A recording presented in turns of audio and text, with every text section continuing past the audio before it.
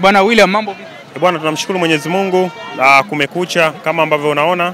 Tumekuja kwenye mechi yetu ya CAF Confederation. Ni mechi ngumu sana kimtazamo, ukiangalia tunaweza tukasema yale ya Suez Canal yamekwisha, leo ni ya Benjamin Mkapa. Mechi kimtazamo itakuwa ni ngumu sana kwa sababu naweza nikasema ni sawa sawa na mtu ambaye anaogelea bahari, anataka kuvuka bahari kwa kuogelea, na ni mlima mkubwa sana kwa Simba Sport Club kwa sababu tunahitaji matokeo zaidi ya magoli 3 bila mpinzani kwenda kutikisa nyavu zetu.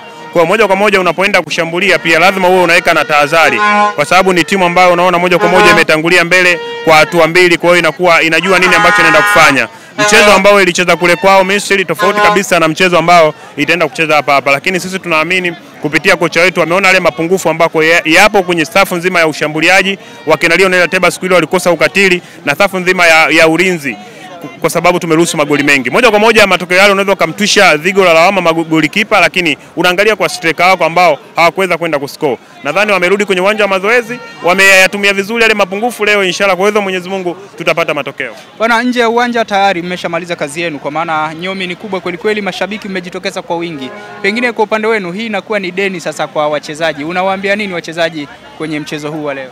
Vita ya dakika 90 itaenda kuisha, lakini wachezaji wa Simba wanatakiwa wahakikishe ule wanajeshi wao usije ukaenda kupotea, kwa sababu moja kwa moja si unaona ni robo finali ya 7 sasa hivi tunaenda. Kama tutaishia hapa Simba tutakuwa tuna madeni mengi sana. Sisi kama mashabiki tutakuwa tunaidai Simba na wachezaji moja kwa moja, lakini wachezaji wakiangalia, nadhani atmosphere ya mashabiki yanatakiwa watulipe haya madeni, kwamba moja kwa moja leo tunaenda kufuzu. Simba ni wakati wao sasa, kwa wachezaji tuliokuwa nao waandike rekodi mpya ya kwenda kusogea na kwenda hatua inayofuata. Ni aibu sana kwa Simba hii ambayo iko nafasi ya 6, nadhani kama sio 7 kwa ubora, ikatolewe na timu ambayo iko nafasi ya 700 kwenye ligi. Itakuwa ni aibu sana. Kama Simba tutatolewa itakuwa ni ujinga wetu mwenyewe, kama mwanamke mpumbavu anavyoivunja ndoa yake kwa mikono yake mwenyewe. Bwana William, tukutane baada ya mchezo, lakini pia kila laheri.